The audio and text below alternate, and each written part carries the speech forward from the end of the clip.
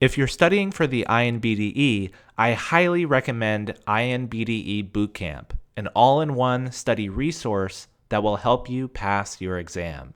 Use coupon code MENTALDENTAL for 10% off. Hey everyone, Dr. Ryan here, and welcome to Mental Dental, the channel where we simplify dentistry.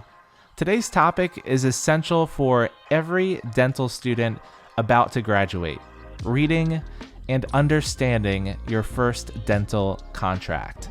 Now, this video is not professional legal advice. It's simply advice from a dental professional who had to go through this process himself and figure it out himself as well. So let's dive right into things. The graduation is just around the corner and perhaps job offers are starting to roll in, but before you sign on the dotted line, understanding your contract can make all the difference in setting up your career for success. A contract is much more than just legal jargon. It's your roadmap for professional growth, work-life balance, and financial stability. So first, I want to talk about the key sections to look out for. Number one is compensation and benefits. First, check the compensation structure. Are you getting a base salary, a bonus structure, or a combination of the two? First, let's talk about the difference between an annual salary and per diem, which means you're paid per day that you work. The pros of an annual salary include that your income is more predictable, you perhaps have more stability, and often the salary includes health benefits and retirement benefits, things like that.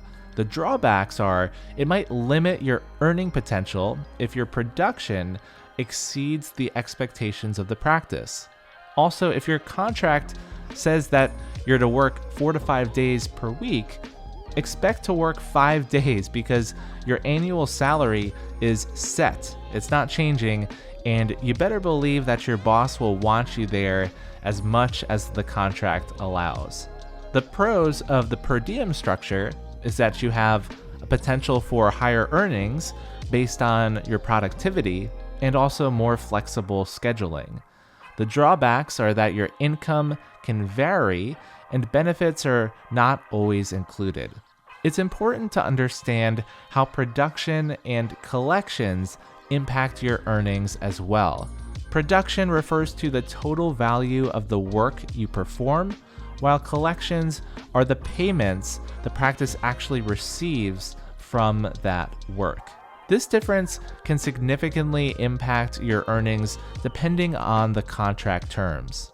Other bonuses, like a new patient bonus, is something that incentivizes you to bring in new patients into the practice and is often mutually beneficial for both the associate dentist or specialist and the owners. Don't forget to review the benefits package as well: health insurance, retirement plans, continuing education, and malpractice coverage. Next, I want to talk about something that's really important regarding employment: W-2 versus 1099, and understanding whether you'll be a W-2 employee or a 1099 independent contractor is essential. So W-2 employment typically includes benefits such as health insurance plans, retirement plans, and tax withholding by the employer. It offers stability but may come with less flexibility. On the other hand, a 1099 contractor often has higher earning potential, more autonomy, and more potential for tax write-offs, but is responsible for self-employment taxes, which are kind of brutal, and usually lacks employer-provided benefits. So weigh these options based on your personal and financial goals. The next section I want you to pay attention to is your work schedule and duties. So ensure that the contract specifies your specific work hours and days. Is this 4 days a week, 5 days a week? Does the contract not specify that? Are these 8-hour days? Do you get a lunch break or not? So look for flexibility in the schedule and also any on-call responsibilities that might require evenings and weekend times. Clarity on expected procedures and patient load is also key to avoid unexpected stress down the road. So if something is a little bit confusing or not listed clearly in the contract, make sure you get that clarified and that it's clearly written in the contract, not just some verbal agreement between you and your future boss. The next section I want you to pay attention to is the non-compete clause. So non-compete clauses can limit where you practice if and when you leave that current practice that you're signing on to join.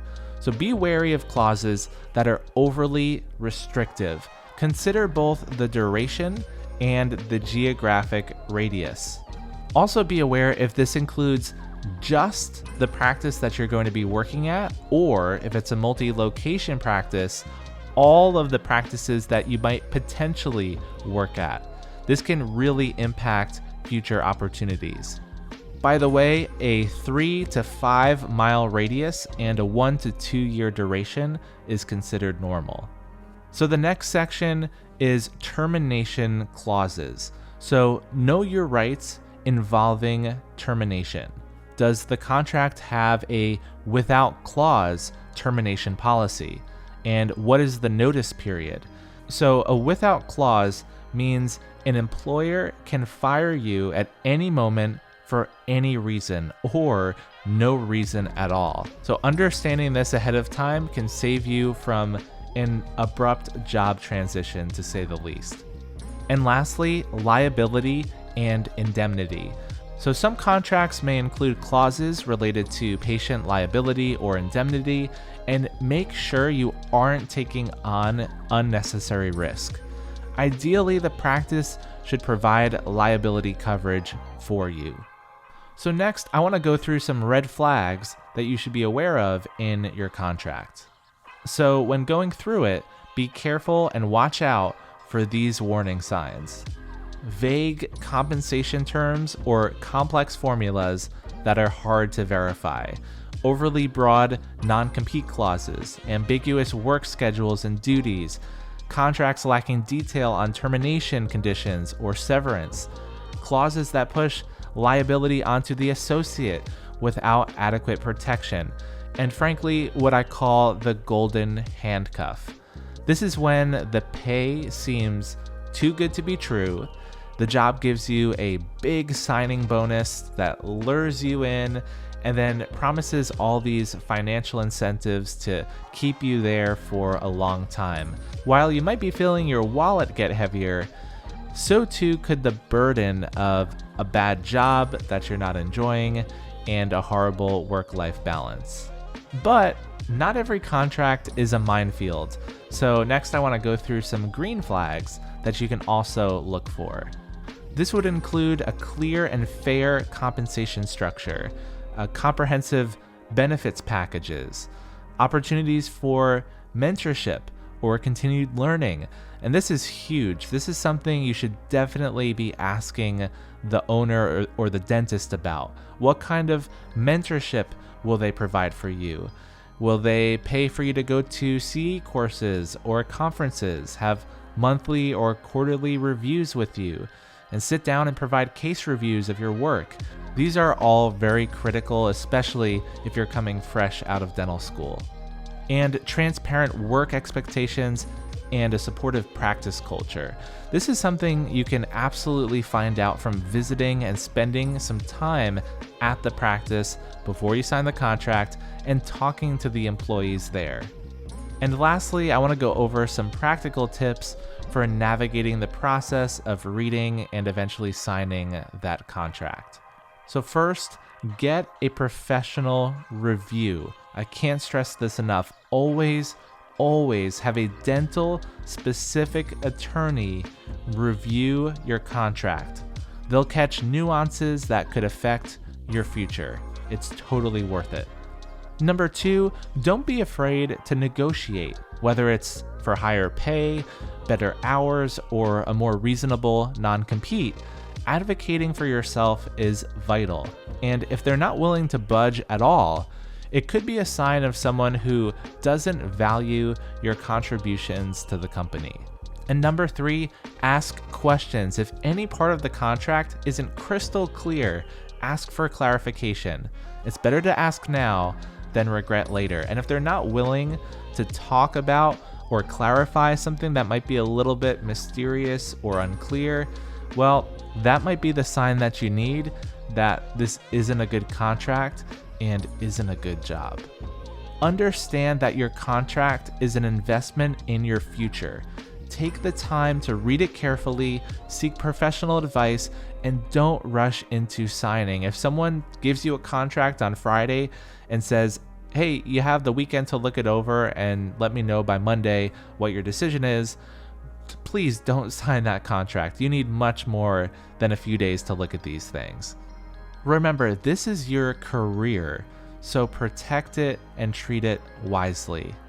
Thank you so much for watching Mental Dental. Don't forget to like, subscribe, and hit that notification bell for more insights. Until next time, God bless you, and I wish you all the best in your future dental career.